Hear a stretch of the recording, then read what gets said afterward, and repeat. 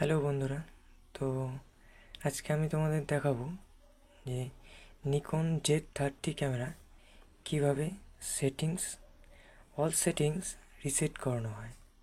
তো তোমরা দেখতে পাচ্ছ, প্রথমে ক্যামেরাটা অন করে নিলাম। অন করে নেওয়ার পর তোমরা দেখছো ক্যামেরা অন হয়ে গেছে। তো তোমরা এই যে মেনু বাটন দেখতে পাচ্ছ, মেনু বাটনে একবার ক্লিক করবা। মেনু বাটনে ক্লিক করার পর তোমরা সেটিংস, এই যে দেখুন সেটিংসে আসার পর তোমরা নিচের দিকে স্ক্রল করবে।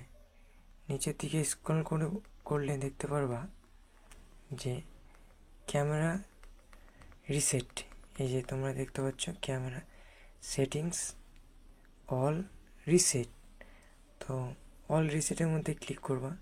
ক্লিক করার পর তোমরা এখানে রিসেট অপশানটাতে একটা ক্লিক করবা। রিসেট অপশানে ক্লিক করার পর তোমরা এই যে ইয়েস অপশানটাতে একবার ক্লিক করবা।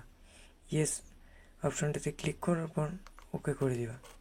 ওকে করে দিলেই তোমাদের ক্যামেরা রিসেট হয়ে যাবে। রিসেট হয়ে যাওয়ার পর তোমরা এই যে একবার ক্যামেরাটিকে অফ করে নেবা।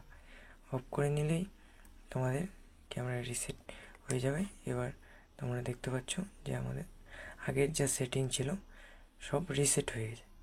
তো এইভাবেই তোমরা সবাই নিকন যাদের Z30 ক্যামেরা আছে একবার রিসেট করে নিতে পারো।